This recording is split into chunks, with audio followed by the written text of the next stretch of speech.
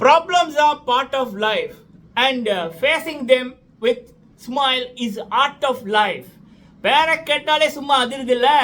So இந்த விடயம் வந்து நம்மளுடைய வாழ்க்கையிலேயே இல்ல ஒரு திரைப்படத்துல இல்ல சின்னத்திரையில இல்ல பிக் பாஸ் போன்ற ரியாலிட்டி ஷோல இதை தாண்டி யூடியூப்ல நம்ம தொழில் செய்கிற சக யூடியூபர்கள்ல சில பேரை பார்க்கக்குள்ள சில பேரோட பேரை கேட்கக்குள்ள சில பேரோட குரலை வந்து கேட்கக்குள்ள நம்மள அறியாம ஒரு கூஸ் பம்ப்ஸ் வரும், நம்மள அறியாம ஒரு பாசிட்டிவிட்டி வரும்.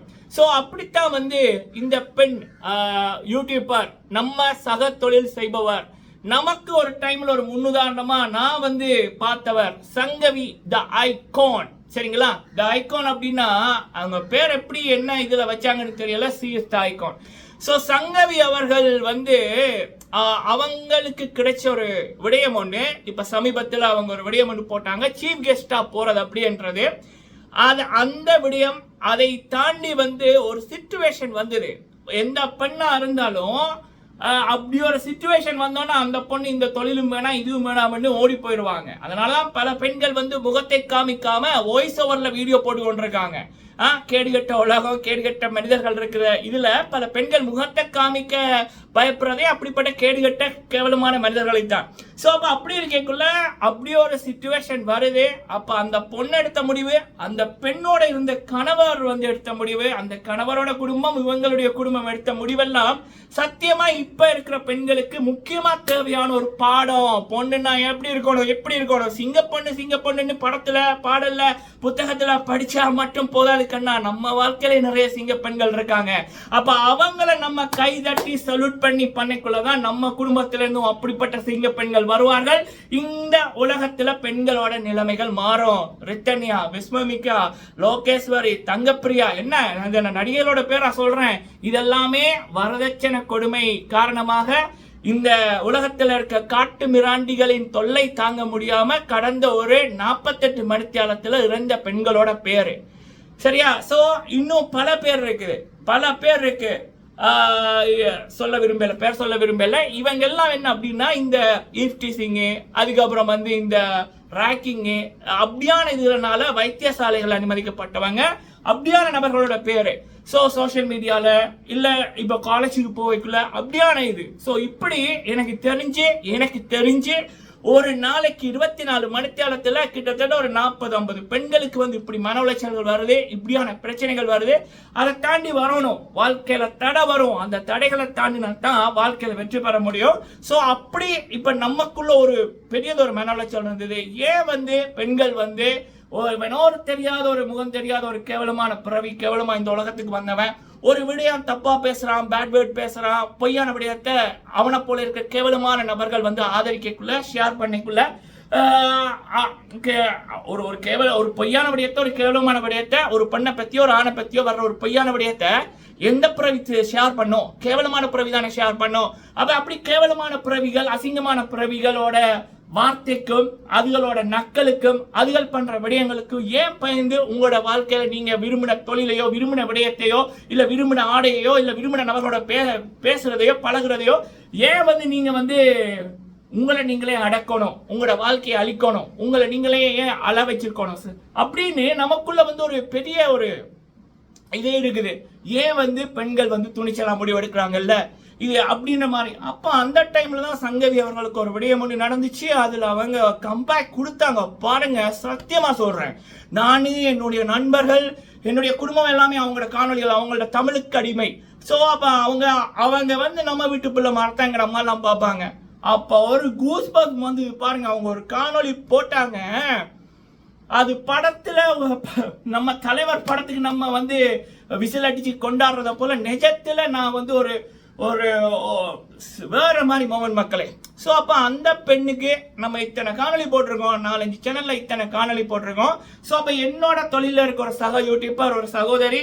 ஸோ அப்போ அவங்க வாழ்க்கையில ஒரு விடயம், ஒரு வீடியோ 3 நாளைக்கு முதல் போட்டிருந்தாங்க.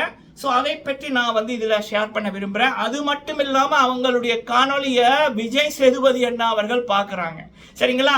ஸோ அதை பற்றி ஒரு அப்டேட் ஒன்று. ஸோ அடுத்தது வந்து பிக் பாஸ் 9 தமிழ், அது தொடர்பான நம்மளுடைய கருத்துக்கள் அப்டேட். சரிங்களா?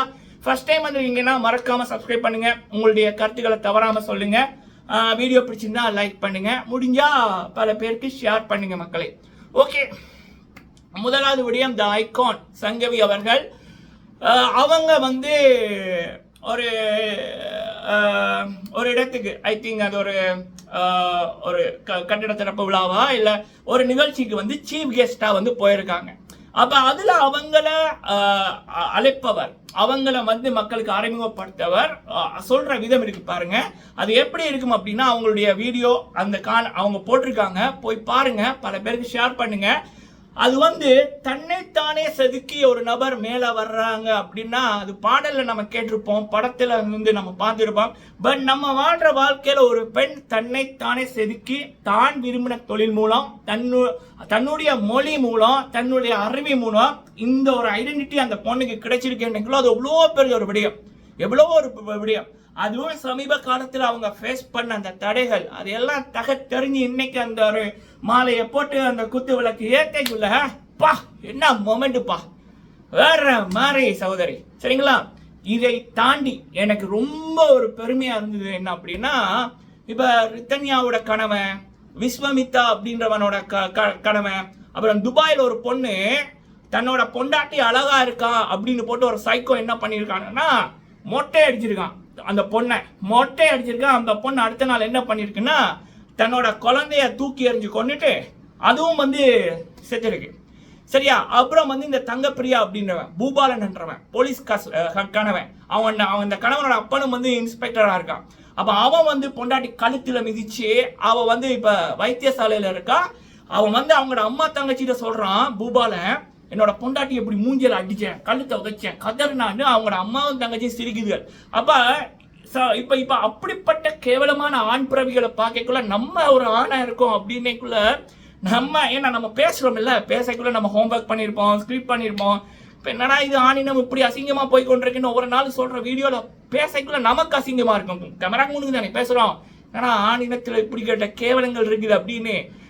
ஸோ அப்படி இருக்கக்குள்ள சங்கவி அவர்களுடைய கணவர் அஜய், மிஸ்டர் அஜய் அவர்கள், ஆம்பளைன்னா அப்படி இருக்கணும்னா சரிங்களா, ஒரு ஆணின் வெற்றிக்கு பின்னுக்கு பெண் இது எப்படி இருப்பாங்க, அம்மா இருப்பாங்க, அதுக்கப்புறம் நம்ம வாழ்க்கையில வரப்போற மனைவி இருப்பாங்க. அதே போலதான் ஒரு பெண்ணின் வெற்றிக்கு வந்து அப்பா இருப்பாங்க. அவங்களுக்கு அப்புறம் வந்து வர்ற கணவர் வந்து இருப்பாங்க. கணவர் என்ன எப்படி இருக்கணும்னா, சமீப காலத்துல நான் பார்த்த வரைக்கும் மிஸ்டர் அஜயை போல இருக்கணும். ஏன்னா அவங்களுக்கு வந்த ஒரு எதிர்ப்பு, சங்கவி அவர்களுக்கு வந்த ஒரு பொய்யான ஒரு விடயத்தை போல எந்த ஒரு பெண்ணுக்கு வந்திருந்தாலும் ஃபர்ஸ்ட் இந்த இதுவே வேணாம், இதை விட்டுரு, இதுக்குள்ள போகாத, முகத்தை காமிக்காத அப்படின்னு புகுந்த வீடும் சரி பிறந்த வீடுமே சரி சொல்லியிருப்பாங்க. ஆனா இங்க வந்து அவங்களுக்கு ஒரு பேக் போனா இருந்தது மிஸ்டர் அஜய், அவருடைய கணவர் என்ன எப்படி இருக்கணும், இப்படி இருக்கணும். சரியா, so hats off mister Ajay. So இது வந்து ஒரு பாடம் சரிங்களா. இப்போ நீங்க வந்து நான் சொல்றேன், அவங்க விக்காரொலி அதை ஷேர் பண்ணீங்கன்னு, அது அவங்க வந்து போய் குத்து விளக்கு ஏத்துற அதுக்காக இல்லை, இவ்வளவு தடையை தாண்டி வந்திருக்காங்கல்ல, அதுல நிறைய படிப்பினைகள் இருக்கு. அந்த பொண்ணோட தைரியம், அந்த செல்ஃப் மேட் சூப்பர் ஸ்டார், அடுத்தது அப்படி ஒரு சூப்பர் ஸ்டாரை உருவாக்க கூட எடுக்கின்ற அந்த பெரியதொரு backbone mister Ajay. So அப்ப இதெல்லாமே ஒரு பாடம் இந்த சொசைட்டிக்கு. பல பேர் பார்த்து படிச்சுக்குவாங்க, பல பேர் பார்த்து மாத்திக்குவாங்க அவங்களோட மனநிலையே. ஸோ அதனால நம்ம வந்து இந்த விடயத்தை ஒரு மோட்டிவேஷனல் டாபிக்கா, அதே நேரத்தில் என்னோட சகத்துறையில இருக்கிறவங்க அவங்க இந்த தூரம் வந்தது அவங்களுக்கு ஒரு பொதுவா வந்து சொல்லுவாங்க, நம்ம பார்த்த இடத்துல பல சகோதரிகள் சொல்லுவாங்க, கல்யாணம் ஆச்சுன்னா பெண்ணோட வாழ்க்கை முடிஞ்சுன்னு, ஆசைப்பட்ட விடயம் பண்ண முடியாது, ஆசைப்பட்ட விடயம் படிக்க முடியாது, ஆசைப்பட்ட தொழிலை செய்ய முடியாது, ஆசைப்பட்ட ஆடை போட முடியாது, ரீல்ஸே போட முடியாதுப்பா, மாமியார் பேசுவாங்க, ஹஸ்பண்ட் பேசுவாங்க, நம்ம வீட்டாக்களே என்ன உனக்கு தான் கல்யாணம் ஆச்சுல, அப்புறம் எதுக்கு மேக்கப் இது அது அப்படின்னு. ஸோ அப்போ அது எனக்கு ரொம்ப எனக்கு பைத்தியம் பிடிக்கிற மாதிரி இருக்கு. என்னடா ஜெயிலாடா இது, கல்யாணம்டா வாழ்றதுக்கு ஒரு ஒரு என்ன சொல்லலாம், இப்ப நம்ம ஒரு ஃபர்ஸ்ட் இயர் பாஸ் பண்ணி போட்டு செகண்ட் இயர் போறதுன்றது என்ன, நல்லா படிச்சிருக்கோம், இன்னும் படிக்க போறோம் இல்ல, அதே மாதிரி தான் கல்யாணம். ஒரு வாழ்க்கையில ஒரு கல்யாணத்துக்கு அப்புறம் நம்மளோட ஆசைகளை நிறைவேற்றுறதுக்கு நம்ம தனியா பண்ணி கொண்டிருந்தோம். இப்ப நமக்கு இன்னொரு சக்தி கிடைச்சிருக்கு, அதுதான் நம்ம ஸ்ட்ராங்கா இருக்கவே தவிர நம்ம வீக்காக இல்லை, இதுதான் கல்யாணம். அப்ப சங்கவி அவர்களுடைய இந்த நான் பார்த்த வரைக்கும் அவங்களுடைய வாழ்க்கை, யூடியூப் வாழ்க்கையே படிப்பிக்குது எவ்வளவு தூரம் அந்த கல்யாணம்ன்றது அவங்களுக்கு பயங்கரமான ஸ்ட்ராங்கா இருந்திருக்கு. மிஸ்டர் அஜய் அவ்வளோ ஒரு பெரிய ஒரு பேக் போனா இருந்திருக்காரு அப்படின்னு. அப்ப இதெல்லாம் இன்றைய சொசைட்டிக்கு தேவையான ஒரு பாடங்கள் முடிஞ்ச வரைக்கும் நம்ம ஸ்டைலில் அதை வந்து எக்ஸ்பிளைன் பண்ணியிருக்கோம். சரிங்களா? சகோதரி சங்கவி அஜய் அவர்கள் ஹேட்ஸ் ஆஃப்மா, தொடர்ந்து செயற்படுங்க.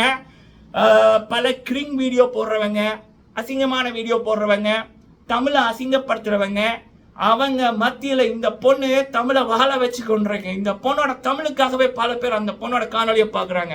அதில் ஒருத்தர் மிஸ்டர் நம்ம சேது அண்ணா, விஜய் சேதுபதி அண்ணா அவர்கள். இந்த தகவல் நான் வந்து பிக் பாஸ் ரிவ்யூ பண்ணிக்குள்ள தான் எனக்கு அவங்களுடைய அட்மின் ஒருத்தங்க சொல்லியிருந்தாங்க. இன்னொரு முக்கியமான ஒரு விடையை நான் இதில் சொல்கிறேன். நம்ம 5 வருஷம் பிக் பாஸ் ரிவ்யூ பண்ணுறோம்.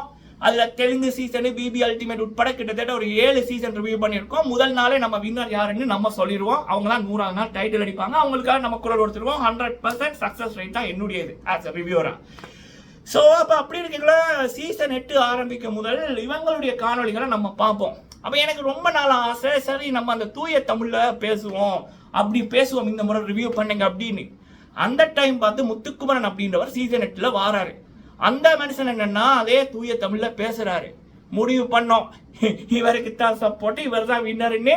அந்த ஆளு பிக் பாஸ் வீட்டுக்குள்ள போகும்போதே நம்ம வந்து டனிஸ் வியூ, முதலாவது சேனல் டனிஸ் வியூ போஸ்ட் போடுறேன், இவர் தான் வின்னர் எழுதி வச்சுக்கோ, 105வது நாள் டைட்டில் அடிப்பாருன்னு மனுஷன் அடிச்சாரு. இப்ப என்னோட பேச்சு விதம் எல்லாமே அந்த தூய தமிழ்ல இருந்திருக்கும். ஸோ அப்படி வந்து தமிழ் வளர்வதற்கு இந்த பொண்ணு அவங்களோட காணொலிகள் மூலம் மிகப்பெரிய தொண்டாற்றிருக்காங்க. சரிங்களா? இது வந்து அந்த சகோதரிக்கு வாழ்த்து தெரிவிக்கிற வீடியோ. அந்த சகோதரியை போல சங்கவி அஜய் அவர்களை போல பல பெண்கள் உருவாகணும் என்பதற்காக என்னால் முடிஞ்ச ஒரு வீடியோ. சரிங்களா? ஓகே, அடுத்தது வந்து பார்த்தீங்க அப்படின்னா பிக் பாஸ் 9 தமிழ்.